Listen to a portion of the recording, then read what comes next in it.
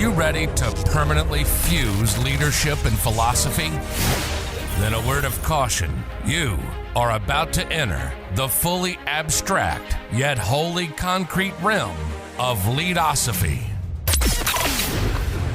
Our ideas are not always so clear and distinct. To validate this proposition, we welcome the host of Leadosophy, Tim Wood.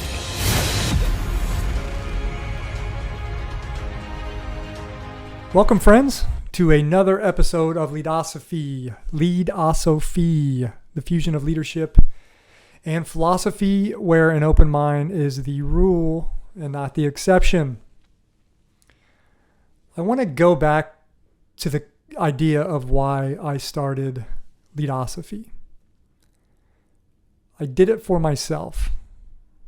It was wholly self-serving.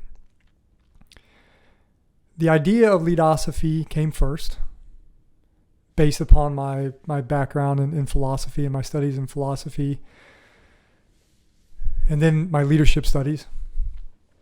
And then it became a project for my graduate program to build the website Leadosophy. And then the idea of Leadosophy, furthering the idea of Leadosophy, again, wholly self-serving. I did it for myself so that I could deepen my understanding of what leadership meant to me, both theoretically from an academic perspective, what works, what doesn't work, and then from a practical side in the workplace, as I navigate my own workplace and try to, insert myself when I can as a leader, way more as a follower. But that's why I started Leadosophy. I made Leadosophy public, however, in furthering this concept of Leadosophy as a public matter, so that others may be inspired, even if it's one person or two people, to look at Leadosophy or leadership through the framework of philosophical thought, so that they may too deepen their understanding of leadership, what it means to them, followership, relations between other humans in the community and the workplace. So totally self-serving in the beginning, making it public so that others can maybe look at leadership a little differently. And I submit that Leadosophy, or the concept of Leadosophy, everyone can find their own meaning for that or what it means to them. Today's topic is followership. And you may say, Tim, well, you have a podcast and YouTube channel on leadership. Why are you talking about followership? Absent a leader, or absent a follower, a leader is collectively impotent, titleless. The need for leadership books evaporate. The need for a leadership website is gone. If we are in a leadership position and we have no one that wants to follow us, what is the point? More importantly, what are we doing wrong? So that's what I want to talk about today is followership. I want to talk about the leadership-followership relationship, or the relation between the leader and the follower. I want to talk about that collaborative process, how you can't have one without the other. And one of the things I want to cover today is an article from 1992. So we're going to the Wayback Machine. This article in the Missoulian from Sunday, May 24th, 1992.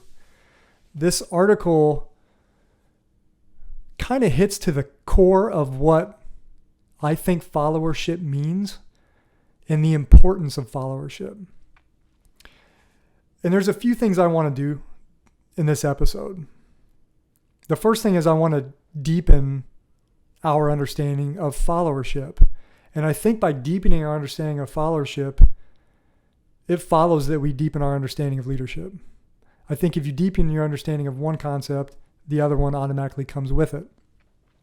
Why do I want to do this? I have a few reasons.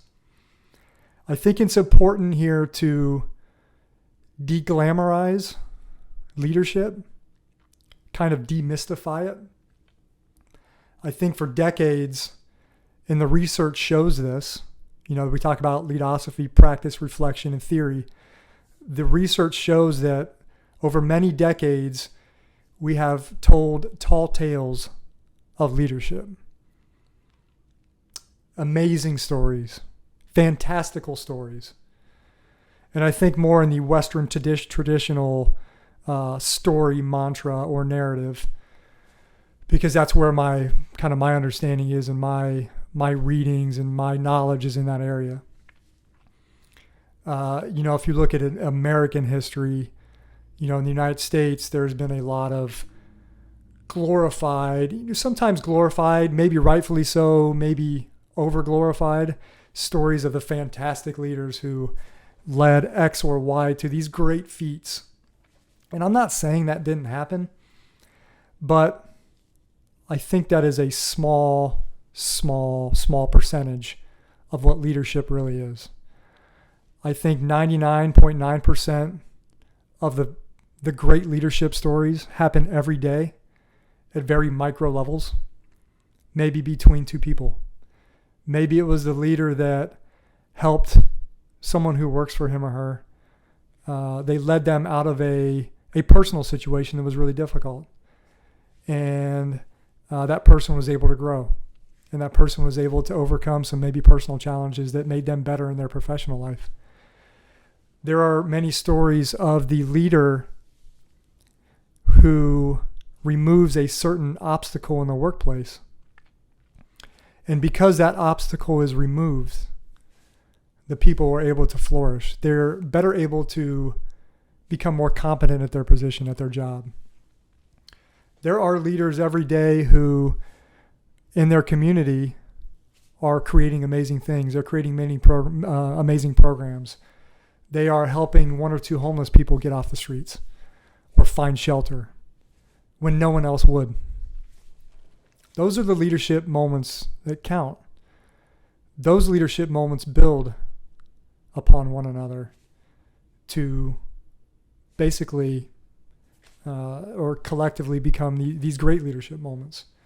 And again, these happen every single day. These happen in the workplace. These happen in small businesses. These happen in small communities, medium-sized communities. And they happen on a global scale. Small micro changes or leadership changes on a global scale that people don't even realize. But again, these great leadership moments are null and void without a follower, without another person, without a dyadic relationship, two or more people.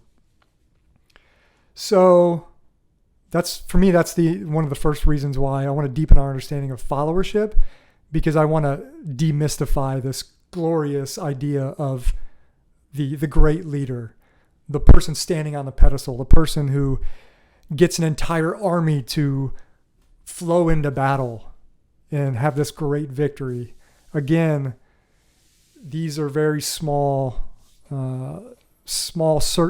instances compared to the grand scheme of what happens every single day in the boardroom, in the community, and elsewhere.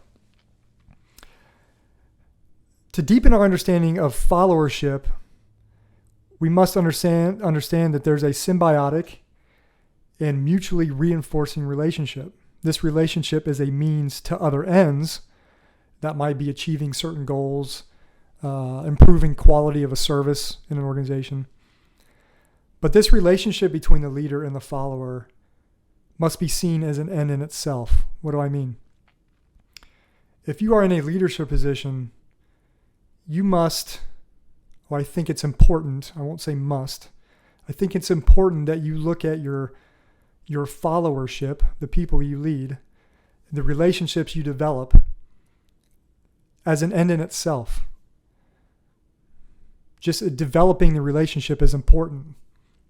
And I think from that understanding, or if you go into developing relationships as a leader with that mindset, like I want to develop this relationship because this is important to me, I think that carries a lot of weight from a leadership position. Another reason to develop our understanding of followership, I think it fuels humility from a leader perspective, and I think it dampens the ego. What do I mean by this? When you say aloud to a follower, I can't do this without you.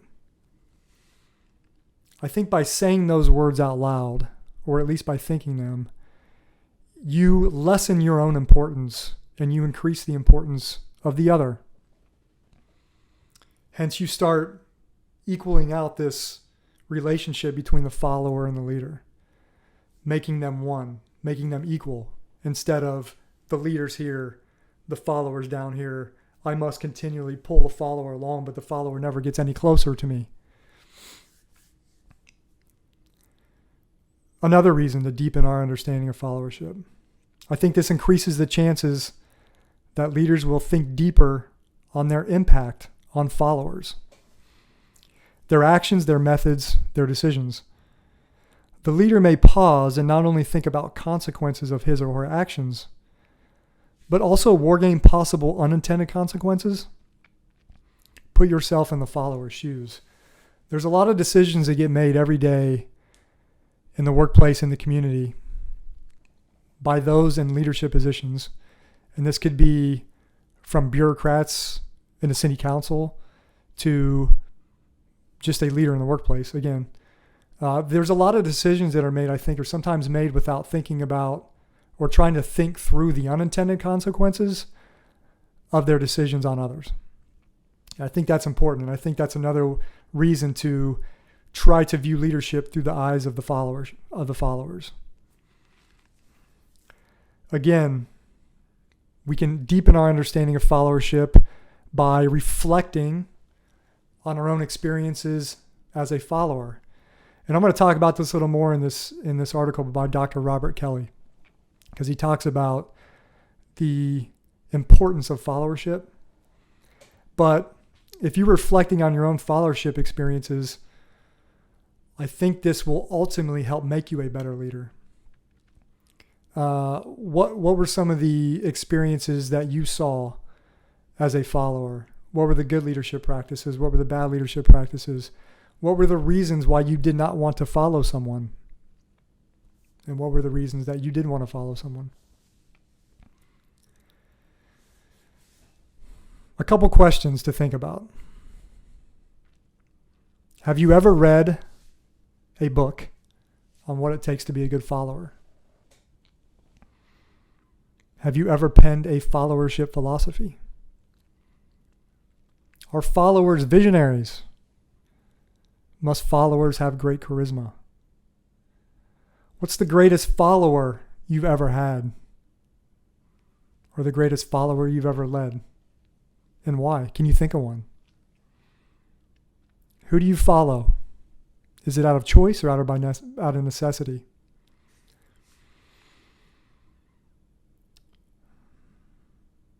When I think about who I've followed in my lifetime, there's some obvious ones.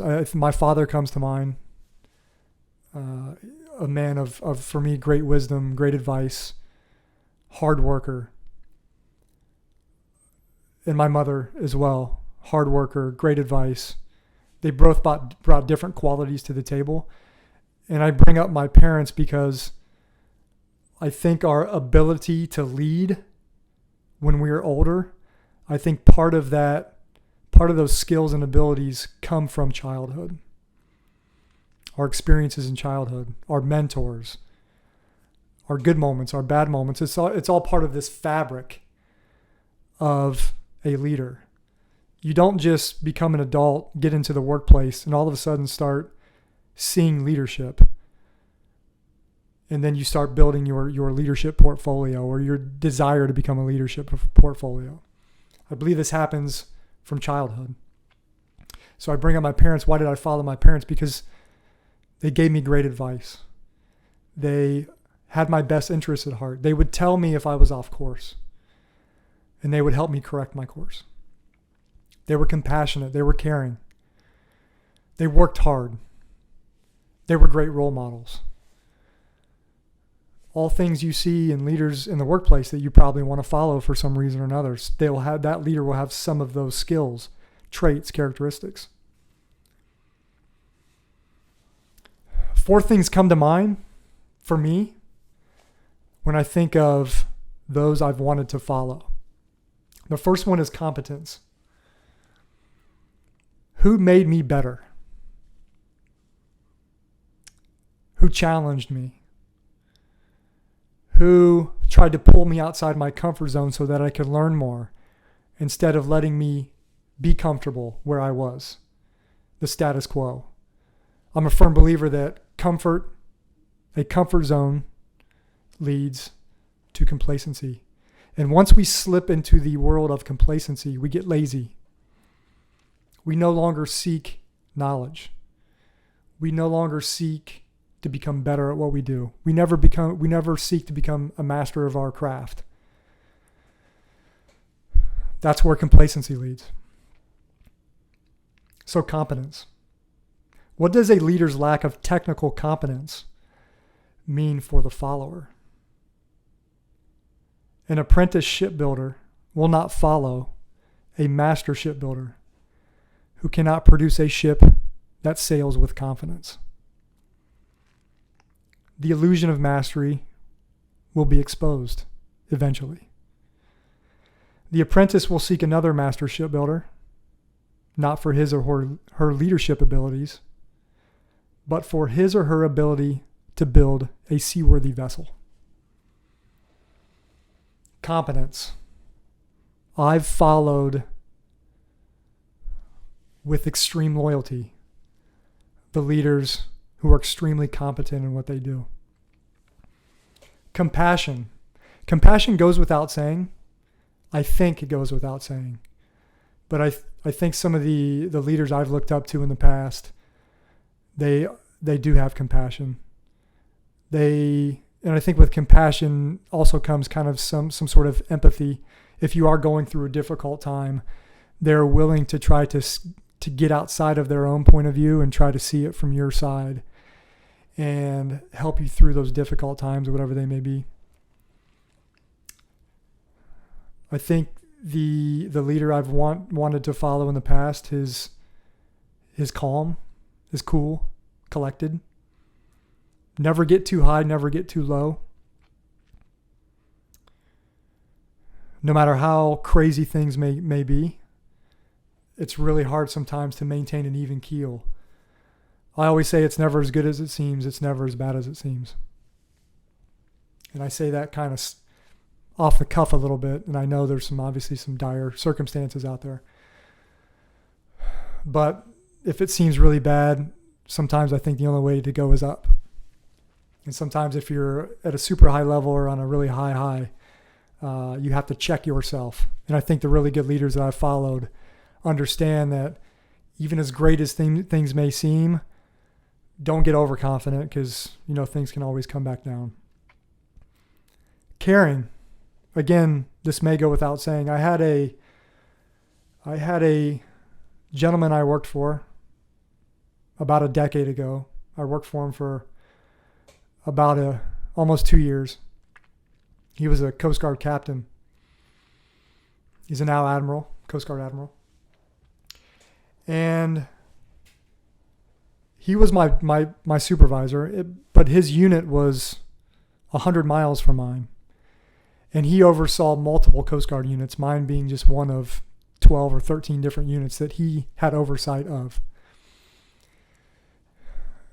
This man traveled often to these different units when he didn't have to necessarily. He was always on the road visiting the commanders in the field commanders of these units.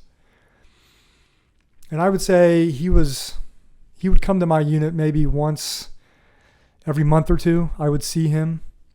He would make a trip down to the unit. And every time he came to the unit, he would want to walk around and talk to people. And the more he walked around and talked to people, and when I was with him, he would know not only the names of the people who worked for me, but he would know their kids' names if they had any. He would know the names of their significant other. He would know certain hobbies or interests these people had. And again, he would only be at this unit maybe once every month or two. He was really good at remembering people, remembering names, faces, and remembering the stories that they told. And he always, if someone had a problem that needed to get to his level, whether it was a problem with the housing environment that we had on board our unit, whether it was some sort of pay issue, some sort of social issue that affected the health and well-being of those that work for me, he would always take that information and ensure a timely resolution to their problems. And that was very important. Again, caring. So those are some things that matter to me as a follower. And I wanted to talk about that in the beginning before I get into the article, which I'm going to do now. Because those are my own experiences. And it is through my own experiences that I understand leadership and followership. And your own experiences as well. That's how you begin to understand and put those pieces together between leadership and followership. I turned to the Missoulian newspaper. Again, this is the Wayback Machine, 1992. There's an article written. The author is David Rani, not sure exactly how to pronounce the last name, Ranii. And he's talking about Dr. Robert Kelly, another article that Dr. Robert Kelly had wrote preceding this article. And Dr. Robert Kelly, real quick, if I go to his bio, there you can see it here. I'm not going to read a whole lot of it. His educational background includes postdoctoral work at the Harvard Business School, his PhD from Colorado State University, so on and so forth. Senior management consultant with the Stanford Research Institute, visiting scholar at the Harvard Business School. You can see his credentials, quite extensive. But this article that David writes is about Dr. Kelly's article that he wrote, again, an article that he had written before. So I read from the article. When Robert Kelly first tried to sell publishers on a book about followership, the response was cool. One publisher felt such a book had a potentially enthusiastic audience, but might never find its readers because no one would want to be caught reading it. The publisher told Kelly, quote, "We'd have to sell it in a brown paper bag." Other publishers were even more pessimistic. Who wants to read about followers? They demanded. Nobody wants to be labeled a follower. The publishers reversed position when the prestigious Harvard Business Review printed Kelly's article. In Praise of Followership was the name of the article. And it quickly became one of the magazine's most requested reprints. By that time, Doubleday already had signed Kelly to a contract for the book The Power of Followership, which is now in bookstores, and that book is still on Amazon. The concept of followership is a bit counterintuitive, conceded Kelly, a management consultant and adjunct professor at Carnegie Mellon University's Graduate School of Industrial Administration. But, he added confidently, I don't think it will be for long. The article continues. Followership conjures negative images of passive sheep being led to the slaughter. But Kelly argued that stereotype ignores the reality. Effective followers are critical to an organization's success. And this next paragraph is important because we get into the theoretical side of Leadosophy. Studies have shown that leaders contribute at most 20% to an organization's success, he said. Followers provide the other 80%. Think about that. And I think if I look at those statistics, 20-80 split, I think that probably obviously varies between industries, between scale of a business, organization size, communities versus businesses. Obviously that 20-80 number can fluctuate, I would imagine, but just on its face, 20% leadership, 80% followership. I mean, think about it. That's, 1-to-4 ratio. If you look at any type of leadership scenario, or if you look at any department within an organization, I don't know if those percentages hold, but it would be interesting to see, take some samples of different size organizations and see if that 20-80 split holds. But it does, again, what I said in the beginning of this show, this kind of dampens or demystifies leadership a little bit, I think. I think those numbers are good for demystifying the idea of the grandiose leadership idea. I think that's a good thing from my perspective. Continuing with the article, followers aren't the antithesis of leaders. They're collaborators. Quote, without followers, little gets done. With them, mountains get moved. There's nothing shameful about being a follower. Most people, however impressive their title or salary, spend more time working as followers than leaders, Kelly writes. That is, we spend more time reporting to people than having people report to us. That's very important. Continuing. Indeed, far from being passive, Kelly believes that followers are becoming much more activist. The brouhaha over executive compensation, for example, is a symptom of a much broader issue that leaders are out of touch with their followers. Moreover, not everyone wants to be a leader. This is really important. This paragraph is extremely important. Not everyone wants to be a leader. Some studies have shown that 75% of managers would like to get out of management, said Kelly, who previously wrote The Gold Collar Worker, a book about workers whose primary asset is their brainpower. One problem is that at most companies, employees must enter the management ranks to get ahead. Let people do well what they do and let that be enough. Let's start rewarding people for being great followers, enabling them to make more contributions. And I'm going to close with the last paragraph here, and then we'll kind of close this discussion. Certainly some employees are poor followers. Kelly estimates that 5% to 10% let leaders do their thinking for them and fail to carry out assignments enthusiastically. But he contends that 15% to 20% are what he calls exemplary followers. They are people who follow with intelligence and enthusiasm, who think for themselves. I'm going to take a sip of coffee here. So there we go. That's that article again from 1992. Some of the statistics in there, I don't know if they're still current. Again, the 20/80 split on who's a follower, who's a leader in an organization as far as contribution goes.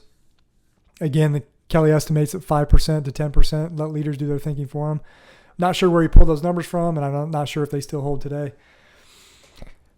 I want to close this conversation with two thoughts. The first one is about empowerment and empowering followers.